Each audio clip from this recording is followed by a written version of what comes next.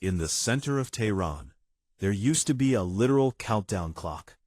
Erected in Palestine Square, its digital red numbers tick down toward a very specific date, the year 2040, which the state's leadership declared would be the end of Israel's existence. It was a blunt, physical manifestation of ideological permanence. But in mid-2025, during a wave of precise Israeli airstrikes targeting central Tehran, that physical monument was completely decimated. The concrete shattered, and the digital display went black. Yet the destruction of the physical clock did not stop the countdown. Instead, it decentralized it, shifting the gears of the clock into a volatile, high-stakes geopolitical arena.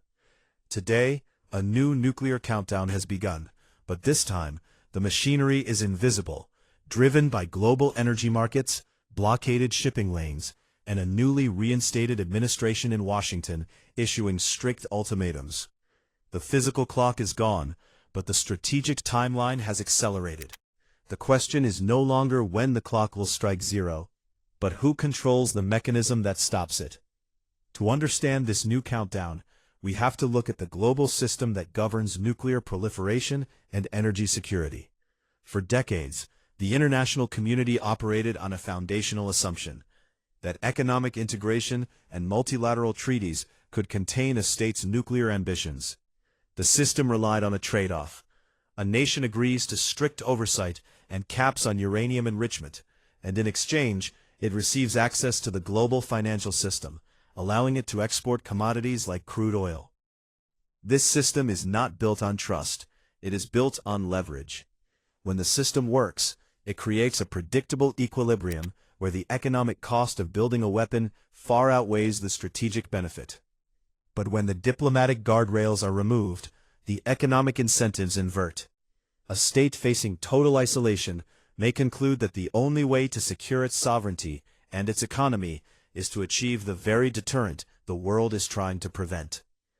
This brings us to the shift in how we reach this current flashpoint. The original breakdown began years ago with the collapse of formal diplomatic frameworks, but the real catalyst arrived with the restructuring of regional power dynamics. By the time the physical countdown clock in Tehran was destroyed in 2025, the underlying strategy had already changed from ideological theater to survival. Washington altered the parameters of the game.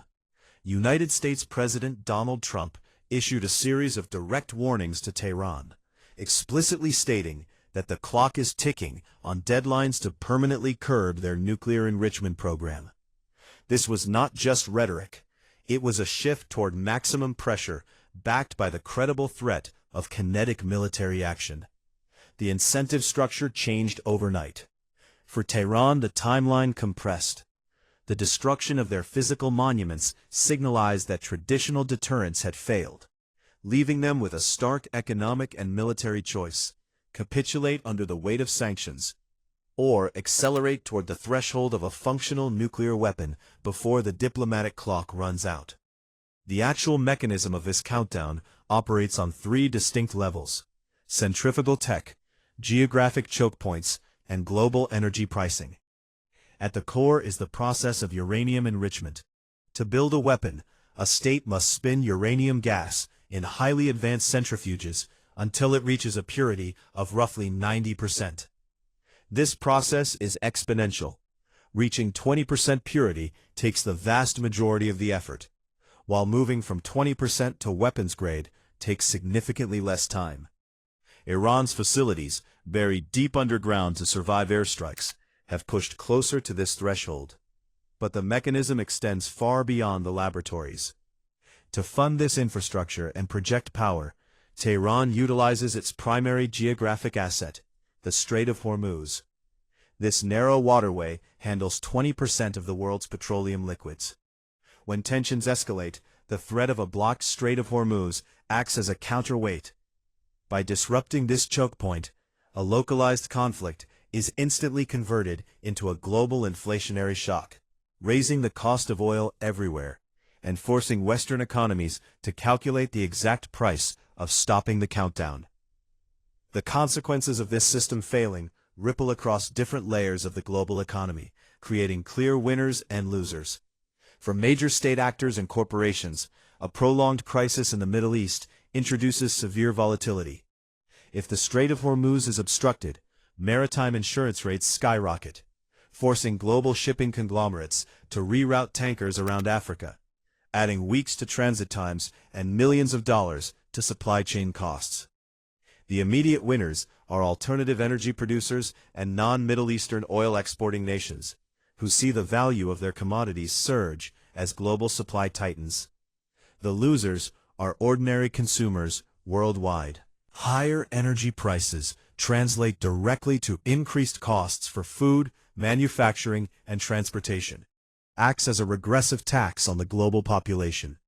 Domestically, the Iranian population bears the heaviest burden, navigating a collapsing currency and hyperinflation, as Western sanctions tighten the economic vice, while the state redirects its remaining capital into drone manufacturing and regional proxy networks near critical nuclear infrastructure. There is a profound misunderstanding regarding how this conflict is viewed by the public. The common narrative suggests that the nuclear countdown is purely an ideological or religious pursuit, driven by a desire for regional dominance. This oversimplifies the reality. In the modern geopolitical landscape, a nuclear program is an economic and defensive insurance policy. The state's leadership looks at historical precedents. Regimes that voluntarily surrendered their unconventional weapons programs or halted development were subsequently overthrown by foreign intervention, while states that successfully acquired nuclear weapons became untouchable, forcing the international community to negotiate on their terms. The countdown is not about starting a catastrophic war. It is about establishing a permanent baseline of deterrence that forces Western powers to lift economic sanctions.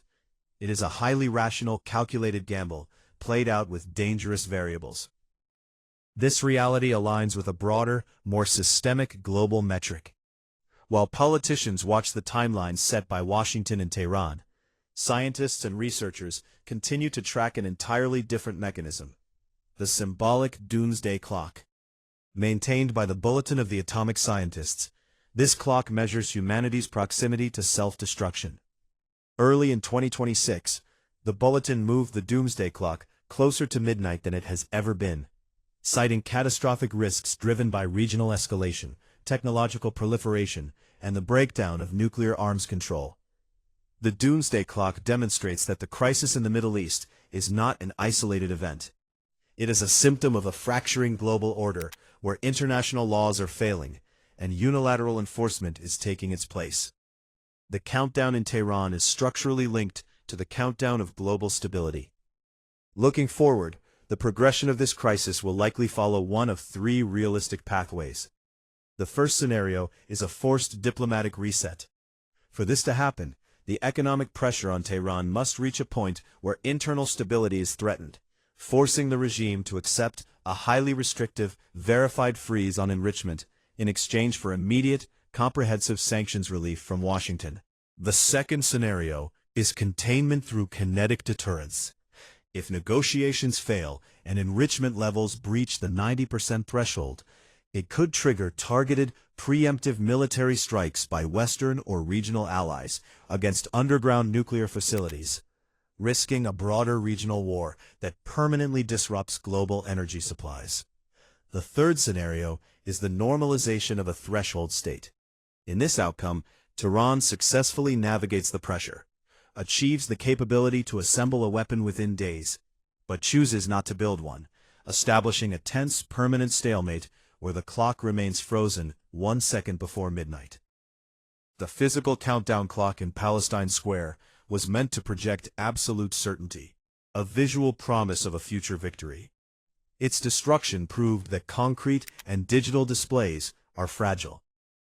But the invisible clock, currently ticking in the centrifuges and the oil corridors of the Middle East, is far more resilient and infinitely more dangerous.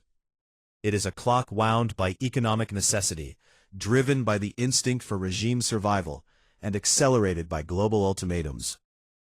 The international community spent decades building a system designed to dismantle this clock entirely, Yet the machinery has only grown more complex. As the deadlines approach and the parameters tighten, we are forced to confront a reality where the traditional tools of diplomacy and sanctions may no longer apply. If the invisible clock cannot be stopped, the question is, are we prepared to live in a world where the countdown finally reaches zero?